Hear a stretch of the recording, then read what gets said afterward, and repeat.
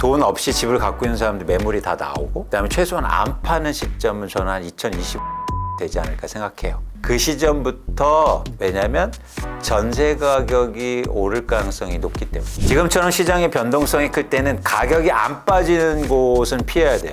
부동산은 가격이 빠진 게 안전한 거예요. 그런데 집을 처음으로 구입하고 내 집 마련할 때는 시장이 어려울 때 안 빠진 게 안전하다고 생각해요. 제가 폭락농자가 아니라니까요. 안 빠진 거 사고 오히려 오른 거 사면 큰 낭패를 본다. 부동산은요, 가격이 빠져야 안전한 거예요. 생각을 바꿔야 돼요, 진짜.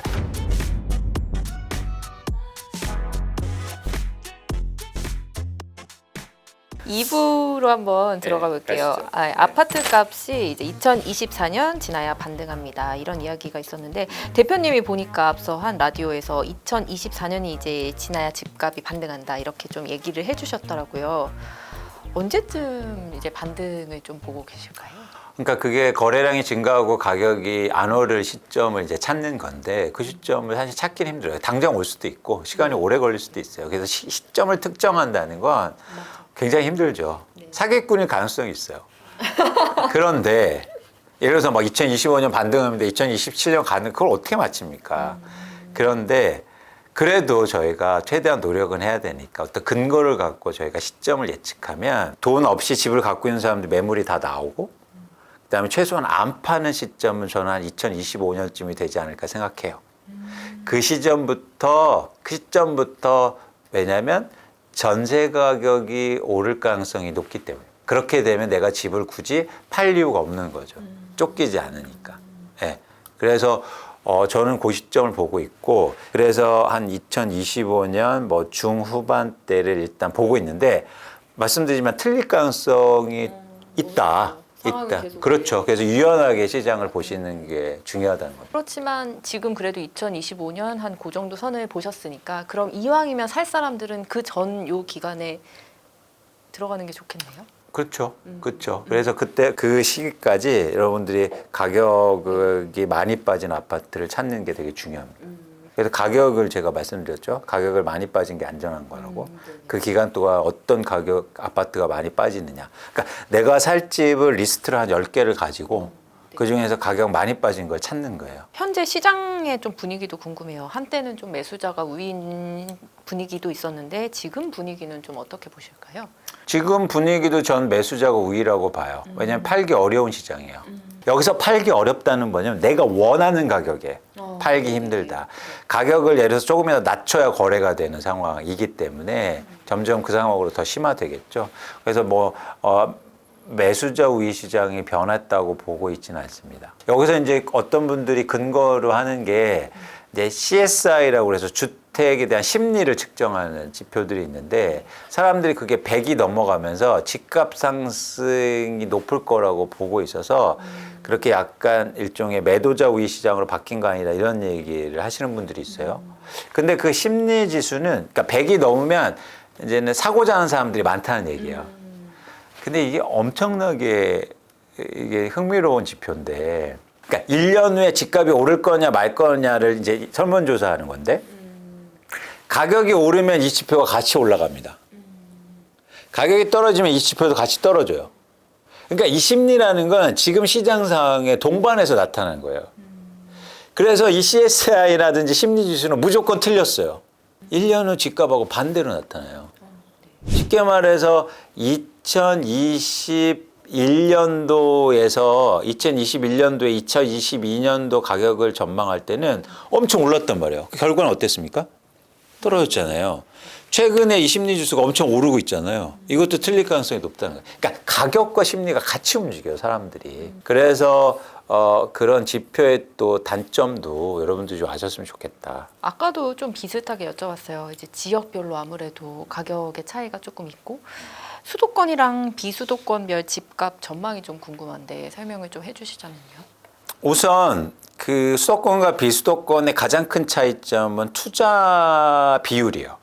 쉽게 말해서 서울의 아파트는 자가 점유율, 내 집에 사는 비율이 43.5%밖에 되지 않습니다. 그러면 나머지 57% 정도는 투자로 사놨는데 그 집에 거주하지 않아요. 반대로 비수도권은 평균적으로 60% 이상의 자가 점유율을 보여요.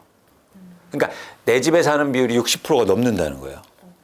그러면 시장의 변동성을 키우는 건 결국에 매물의 양과 수요자들인데 훨씬 서울과 수도권의 변동성이 크겠죠. 팔려는 사람도 많고 예를 들어서 그래서 살려는 사람도 많으니까. 그런 차원에서 집값을 전망할 때 저는 변동성 차원에서는 수도권의 변동성이 클 거다. 많이 빠지고 많이 오를 거다. 그러니까 여기서 여러분들이 선택하셔야 되는 거예요. 나는 변동성, 불확실성을 원하지 않아. 그러면 이제는 뭐 지방을 보셔야 되는 거고 나는 이 리스크가 좋아.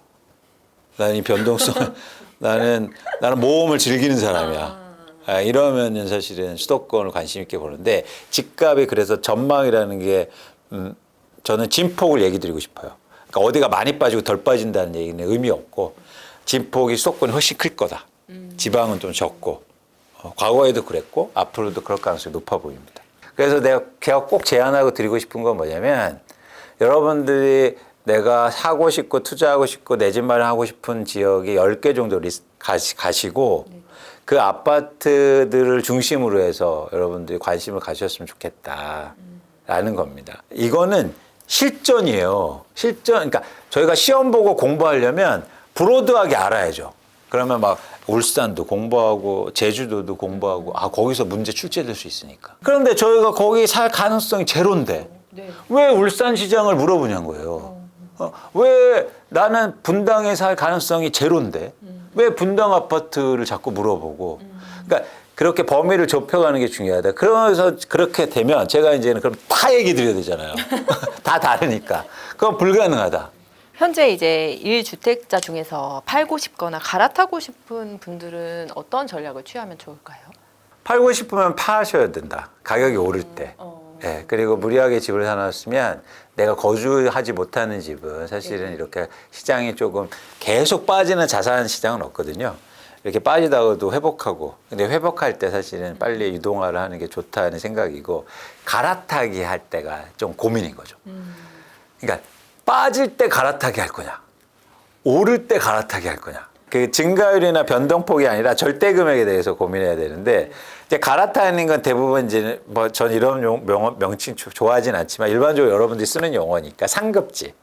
그러면 내가 예를 들어서 상대적으로 절대 가격이 낮은 아파트를 팔고 비싼 아파트에 이주해야 되잖아요. 이런 상황에서는 가격이 빠지는 국면이 유리하죠. 근데 반대로 나 이제 나이도 좀 들었고 은퇴 자금도 필요해서 비싼 집을 팔고 싼 집으로 절대 가격이 낮은 집으로 이동해야 돼. 이때는 가격이 오를 때가 유리한 거예요. 그래서 상급지로 이동할 때는 가격이 내릴 때를 봐서 여러분들이 갈아타기 하시고 되게 단순한 산수 문제잖아요.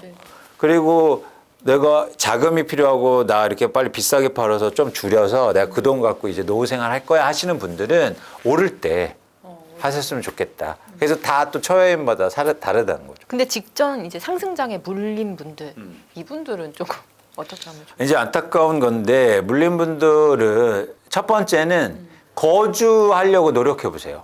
왜냐하면 이제 가격이 빠지면 무리하게 사놨으면 버티지 못해요. 그래서 막 싼 가격에 판단 말이죠. 근데 부동산은 그 시기간 또 거지면 사용 가치가 있기 때문에 회복한다는 게 제가 말씀드린 거잖아요. 제가 폭락농자가 아니라니까요. 그래서 이제 회복하니까 그 기간을 잘 버텨내는 건데 심리적으로 내가 빚을 많이 일으키고 거주하지 않으면 못 이겨내요. 왜 송파구의 아파트를 그렇게 막 5억, 7억, 8억 그렇게 싸게 팔겠습니까? 못 버티기 때문이거든요. 걱정되니까.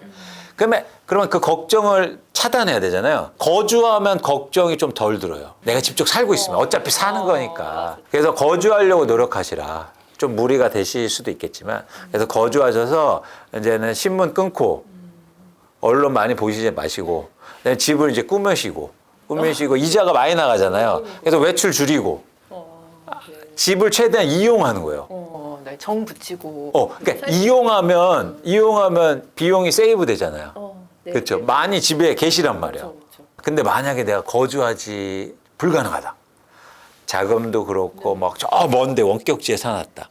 그러면 가격이 아까처럼 조금 이렇게 최근처럼 회복할 때 좀 파시는 것도 나쁘지 않은 선택으로 보입니다. 다주택자 움직임도 조금 궁금한데 다주택자들은 지금 오히려 팔 시점일까요? 아니면 조금 매수를 해야 될 시점일까요? 뭐 다주택자분들은 이제 알아서 잘 하시겠지만 최근에 독특한 현상은 가격이 이렇게 상승하니까 매물이 증가하고 있어요. 특이한 현상이죠. 집을 투자 목적으로 갖고 있는데 집값이 오른다고 전망하면 매물을 줄이겠죠.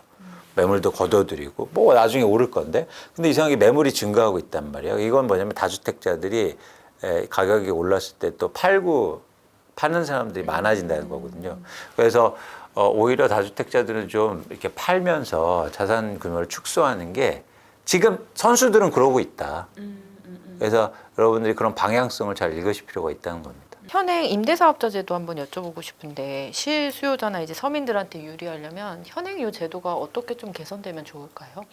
임대사업자들과 되게 복잡한 제도긴 하지만 이 제도를 통해서 임차인들의 뭐랄까 말씀하신 것처럼 유리한 구조로 가기에는 어려워 보여요. 이게 인과관계나 상관관계가 없다. 그래서 임대사업자 정책을 통해서 임차인들을 유리하게 할 수 있는 게 근원적으로 전 불가능하지 않냐 생각합니다. 왜 그러냐면 임대사업자들한테 혜택을 많이 주잖아요. 예를 들어서 임차인들을 안정하게 위해서. 그러면 어떤 현상이 뭐냐면 임대사업자가 많이 늘어나서 집값이 올라요. 그럼 임차인들이 사실 더 힘들게 되는 거죠. 반대로 임대사업자들을 막 이렇게 규제해서 임대사업자가 줄어들어요. 그러면 또 임차 물건이 줄어들 수 있잖아요. 그러면 또 단기적으로는 임대차 시장의 전월세 가격이 오를 수도 있단 말이에요. 그래서 이게 임대사업자 제도를 통해서 임차인들한테 뭔가를 해준다는 것 자체를 저는 안 했으면 좋겠어요. 그렇다면 무주택자들이 지금 좀 어떤 전략을 취하면 좋을까요? 현금을 뭐 늘릴까요? 아니면 전세를 좀 살까요? 월세가 좋을까요? 일단은 내가 거주해야 되니까 전세나 집을 사지 않는다면 전세나 월세 중에 하나가 선택이 되겠죠. 네네. 그것도 같이 비교해 보는 거죠. 뭐 이렇게 관점에서 전세가 싼지 월세가 싼지 충분히 비교가 되거든요. 그래서 내가 전세를 살 때 목돈을 만약에 은행에 넣어뒀을 때 얼마나 이자를 받지? 이것도 고민해 보시고 그걸 또 월세라 비교하면서 이렇게 합리적으로 결정하신 다음에 나중에 기회가 생기면 이제는 돈이 필요하잖아요. 그때는 사실 여러 가지 방법이 있을 수 있는 거예요. 내가 전세를 빼서 살 수도 있는 거고 아니면 뭐 전세 끼고 일시적으로 사놓을 수 있는 거고 뭐 대출 받아서 살 수도 있는 거기 때문에 사실은 지금은 내가 현금을 꼭 마련해서 기회를 봐야 하지보다도 전세와 월세를 비교하셔서 어느 게 비용이 더 많은지만 일단 고민하시고 그다음에 시장을 계속 판단하시고 흐름을 읽으시고 하셨으면 좋겠다는 생각입니다. 그럼 무주택자들이 이제 첫 내 집을 마련할 때 여기는 좀 피했으면 좋겠다 하는 지역이 혹시 있으실까요? 지금처럼 시장의 변동성이 클 때는 가격이 안 빠지는 곳은 피해야 돼요. 부동산은 가격이 빠진 게 안전한 거예요. 그런데 집을 처음으로 구입하고 내 집 마련할 때는 시장이 어려울 때 안 빠진 게 안전하다고 생각해요. 그래서 일반적으로 볼 때 막 언론에서 나오는 게 시장이 빠져도 여긴 올랐습니다. 이런 데는 최고가 같습니다. 그런데 그럼 그런 데는 눈길이 가요. 그래 이게 안전한 거지.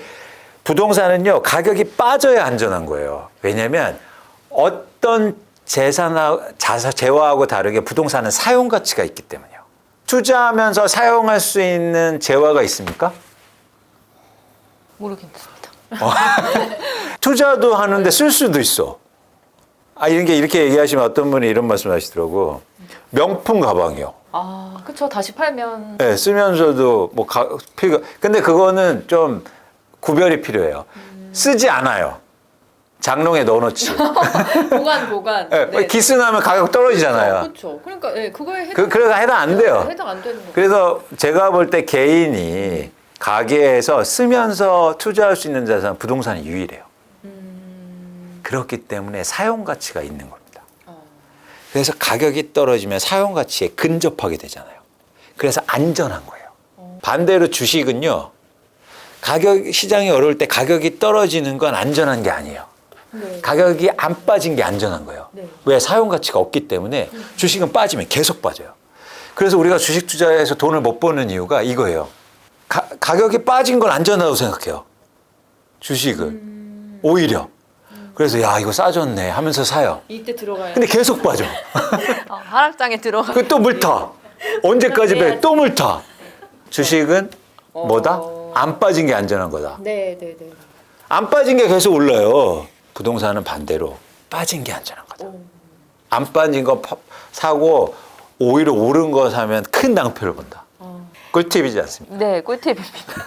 네, 미처 이 부분 보통은 말씀하신 대로 생각을 안 빠지는 곳에 투자를 하고 싶어지잖아요. 왜냐면 이왕 내가 투자할 때 떨어지기 싫으니까. 생각을 바꿔요. 네, 생각을 바꿔야 돼요, 진짜. 이게 이런 뭐 기술이나 시장을 판단하는 것보다도 여러분들의 이 생각을 바꾸는 게 1차적으로 가장 필요합니다. 근데 이게 쉽지 않아요. 뭐 이렇게 저희 경제학 놀자 보면서 그래 맞네 맞을 수도 있겠네 생각하면서도 등 돌면은 아 그래 안 빠진 게 안전한 거지. 야 주식 그렇게 빠진 게 안전한 거지. 그렇게 싼 거 봤냐? 이렇게 해요. 계속 얘기해야 돼요. 이렇게. 향후 1년 집값을 이제 가르는 최대 변수를 뭐로 보고 계실까요? 두 가지인데 하나는 뭐냐면 최근도 그렇지만 일단 정책인데 더 센 정책이 나올 수 있느냐. 시장을 움직일 수 있는. 이게 이제 중요해 보이고요. 두 번째는 아까 말씀드린 것처럼 매물의 양이 중요한데 전세 가격이 되게 중요해 보입니다. 전세 가격이 향후로 어떻게 움직이느냐가 매물의 강도를 또 다르게 할 수 있겠죠. 그래서 공급이 많아지면 이런 부실화 현상이 자연스럽게 나타날 수밖에 없어요. 그래 나 잘해볼게. 그러면 돈은 많이 줘. 이렇게 돼버릴 가능성이 되게 커요. 전세 가격이 다시 오를 수 있다는 얘기를 해요. 고개가 끄덕이는 분석입니다. 전세금이 내 돈을 지키기에 가장 안전했어요. 어쨌든 불확실성은 커지고 있다. 근데 이 자체 때문에 한국의 부동산 시장이 폭락하고 엄청나게 망가질 거라고 보고 있지는 않습니다.